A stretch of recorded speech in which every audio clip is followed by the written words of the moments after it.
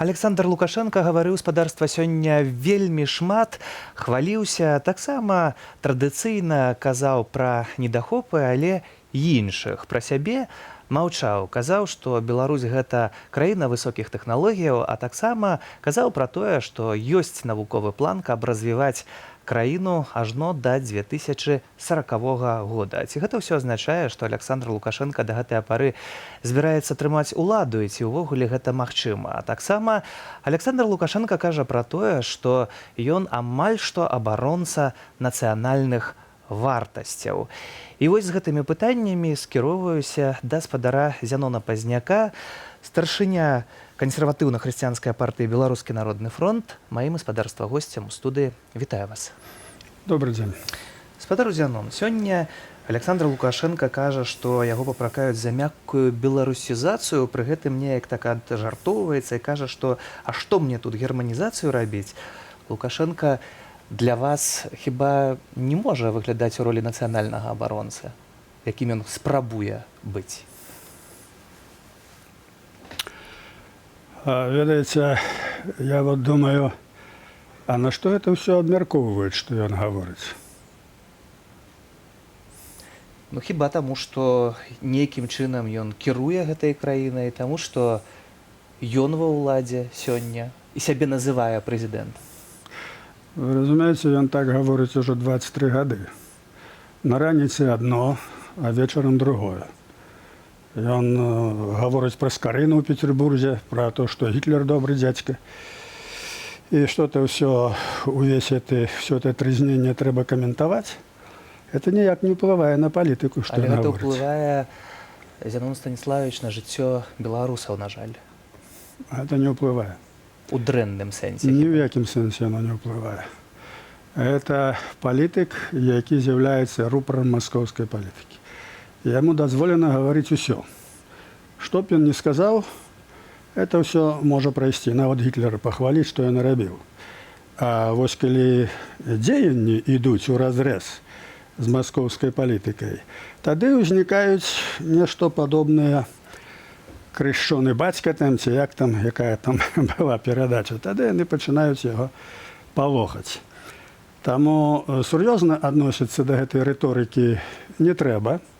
Яна не абазначае ніякого павароту ў палітыцы, абсалютна ніякого.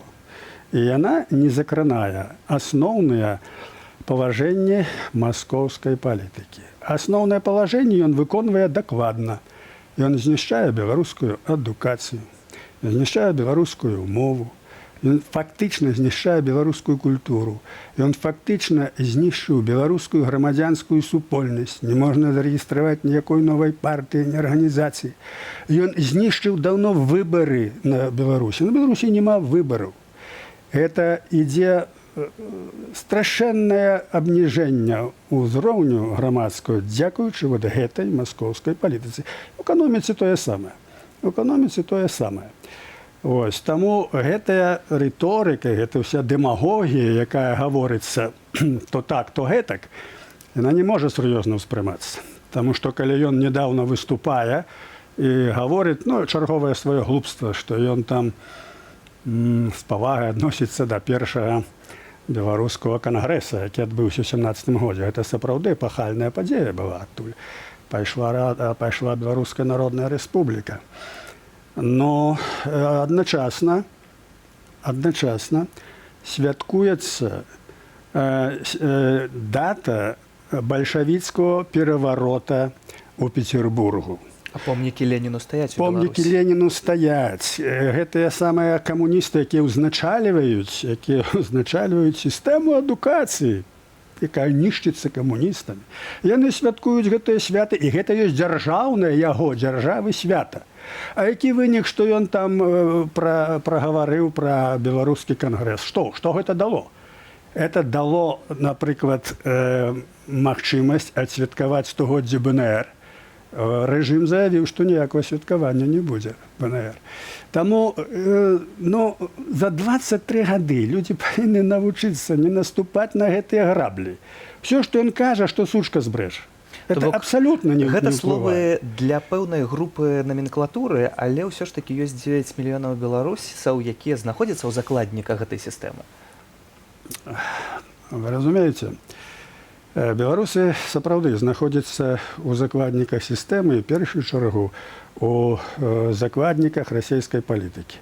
Таму што яны слухаюць, глядзяць расійскае тэлебачанне. І гэты рэжым, і гэты Лукашенко ні пальцам не пашавяльнуў, каб гэта змяніць. Хай бы ён папробаваў.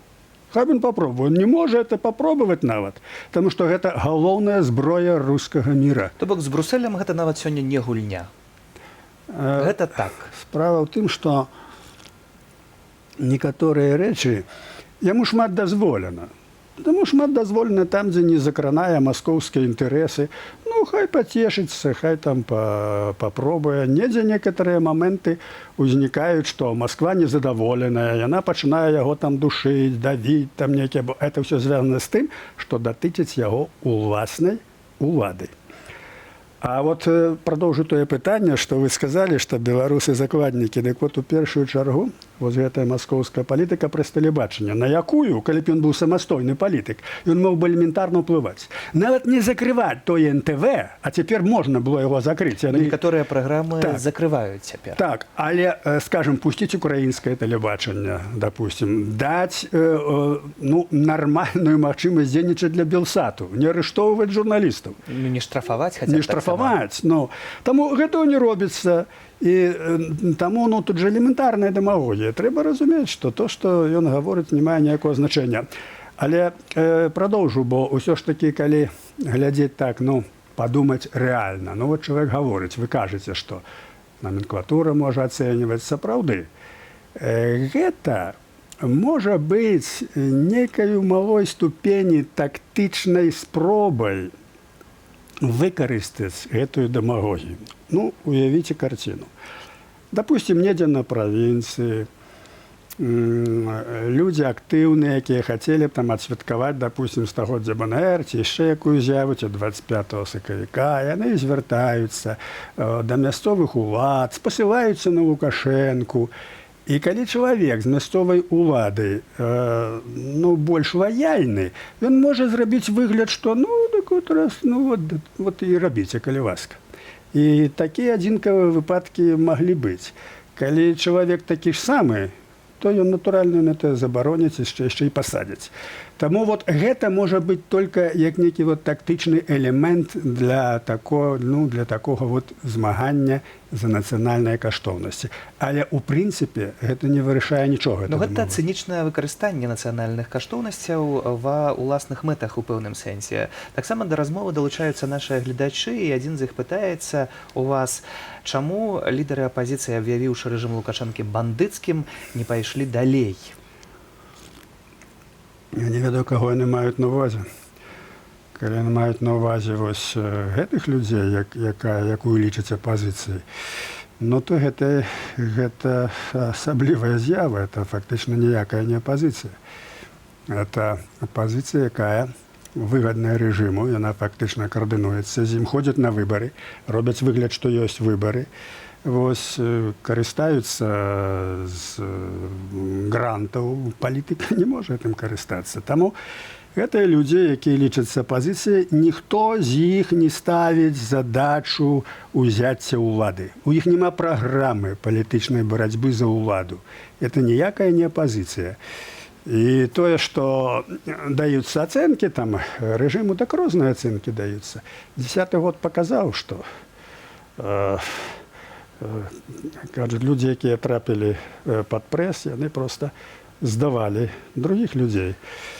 Таму я сур'ёзна не адношуся да гэтай так званай апазіцыі. Я таксама назіраю за ёй ужо 15 гадоў з 2000 года, як яна ўтварылася пры дапамозе Віка. І ніякіх перспектываў з ёй не звязваю. А перспектыва і наколькі сур'ёзна вы ўспрымаеце слова Лукашэнкі, вось гэтыя планы у навуцы, але ўсё ж такі планы да 2040 года ажно Лукашенко збіраецца і прымае. Столькі будзе кіраваць? Ці столькі збіраецца кіраваць? Ну так это, знаете, это такая ментальность. Хрушчоў некалі гаварыў, што за 20 год камунізм пабудуе. І ўжо ў 80-м годзе павінен быў камунізм. Это ў іх такіх планаў грамадзі. Яны любяць так думаць. На 40 гадоў наперад, на 20. Гэта поўнае глупства. Таму што так мог бы казаць чалавек, у якога была б рэальная ўлада. І які зыходзіў бы з будаўніцтва ў дзяржавы нацыянальных інтарэсаў. Калі б это была такая вольная дзяржава, і такое было. Гэта можа гаварыць Мацей Маравецкі ў сваім экспозе. Гаворачы пра будучыню Польшчы, у іх ёсць рэальная ўлада. Новы прэм'ер Польшчы, Новы для нашых прэм'ер, гледачоў так. дакладняю. Так, у іх ёсць зараз улада, адна партыя, валода, у іх ёсць магчымасці. Яны могуць планаваць, ну, ва ўсякім разе, на 3 гады наперад яны могуць планаваць, дакладна, бо яны будуць. Што датычыць там на 10-20 гадоў, ну, гэта праблематычна, але можна закласць такую матрыцу, такія асновы ў дзяржаўнае развіццё, што яна будзе праграмаваць развіццё Польшчы сапраўды на 10-20 гадоў. І калі гэтаму ўраду гэта ўдасца, то так і будзе. Пра Беларусь гаварыць просто, ну, это не можна нават параўноўваць. Гэта зусім другі чалавек, это марыянетка Масквы, якая выконвае, ну, элементарныя рэчы не можа зрабіць. То бок тут, напэўна, у працяг гэтага можна сказаць, вось рэпліка спадара Александра з Віцебскай вобласці, які таксама піша да вас і кажа пра тое, ці лічыце вы, што дзеля таго, каб вярнулася Беларусь да еўрапейскага шляху, трэба знішчыць перадусім вось гэты савецкі, постсавецкі шлях, які надалей захоўваецца ў Беларусі. Ну, безумоўна, але гэта праблема культуры, праблема палітыкі, праблема пакаленняў. Так вось тое становішча, якое зараз склалася ў Беларусі, яно вымагае паслядоўнай працы па аднаўленню грамадзянскай супольнасці, па асвеце нацыянальна-культурнай, па стварэнні культурніцкіх арганізацый, стварэння того грамадства, тых ведаў, якія будуць фармаваць гэтага новага чалавека. Таму што афіцыйныя структуры, афіцыйная школа, афіцыйная прапаганда, яны гэтага не робяць, яны, наадварот, ламаюць чалавека. Дык вот тут для і палітычных партый ўсё ёсць поле дзейнасці. Трэба гэтым займацца. Бо калі не будзе падрыхтавана асяроддзе, ніякіх зменаў не можна будзе зрабіць. Асяроддзе якім чынам? Гэта гістарычная база, гэта выключна наша беларуская нацыянальная база, ці гэта больш шырокі кантэкст, Вялікае княства літоўскае, паяднанне з кімсьці? Як вы гэта бачыце? Гэта асяроддзе, якое зыходзіць з традыцый нацыянальнай і дэмакратычнай культуры. Гэта асяроддзе свабодных людзей, якія выхоўваюцца ў адпаведных каштоўнасцях. Гэта цяжкі працэс, бо ён фактычна ідзе як бы падпольны на Беларусі. Але ён павінен рабіцца, бо другога шляху няма. Другого шляху няма, толькі зараз такі. Зараз ніякай рэвалюцыі не будзе. Як бы людзі бедна не жылі, не будзе гэтага. Таму што ў магазинах усё ёсць, разумееце? Але вось не ўсё ёсць. Мяне ўразіла, ведаеце, літаральна напярэдадні я паглядзеў такі кавалачак з вёскі Гічыцы, я адмыслова запісаў сабе Вацевіцкага раёну, дзе да людзей даязджае раз на тыдзень аўталаўка, і дзе яны кажуць, што іх проста прыраўнялі да нейкіх жывёлаў і кажуць, трэба Лукашэнку сказаць, каб загнаў нас у хлеў ды запаліў. Ну так, таму што яны вырашылі, што тыя магазины, якія ёсць, яны не рэнтабельныя, бо там мала людзей. І таму вырашылі іх ліквідаваць, а людзі хай гінуць. А годнасць беларускага чалавека, яна наколькі яшчэ жывая? Каб чалавек устаў і сказаў, што я жыць вось так не хачу, не магу і не буду. Годнасць ёсць у кожнага чалавека. Няма салідарнасці і няма веры ў салідарнасці. Таму што людзі бачаць прыклады, калі нехто пачынае выступаць за праўду, за абарону, яго тут жа рэпрэсуюць. І вось гэтую мяжу гэтага страха і гэтага раз'яднання трэба перайсці. А каб перайсці, трэба рабіць тое, што я кажу, што трэба асвета, трэба яднання, трэба стварэння груп, трэба вывучэння культуры, трэба вывучэння інфармацыі і трэба дапамога рэальная гэтым людзям. У нармальным грамадстве павінны былі быць арганізацыі, валанцёры, якія памаглі б гэтым людзям, якіх ліквідавалі гэтыя. У Польшчы так ёсць, у Амерыцы так ёсць, бо тут свабодныя грамадствы. У тым грамадстве, якая стварыла Масква з Лукашэнкам у Беларусі, гэту няма. І задача ў тым іхная, каб гэтых людзей раз'яднаць, дзе паявілася некая вольная група, нешта там пачынаюць, нават канцэртнікі хочуць зрабіць, іх адбіраюць памяшканне, іх разганяюць, больш што нават ОМОН можа прыйсці, пакласці ўсіх на падлогу і спыніць спектакль. Гэта ж факты. І пры гэтым таксама не хапае салідарнасці. На жаль, час нашага эфіру завяршаецца, і трэба завяршаць размову і ставіць кропку. Гледачы працягваюць пісаць смс-паведамленні, ёсць цікавасць да размовы. Я спадзяюся, што мы таксама працягнем і вернемся яшчэ з вамі ў нашых эфірах да гутаркі. Таксама гледачы вельмі радыя вас бачыць. Гэтых смс-ак вельмі шмат і кажуць, што таксама чакаюць вас на радзіме ў Беларусі. Дзякую за добрыя словы. Спадзяёмся, што спаткаемся ў вольнай Беларусі. Жыве Беларусь!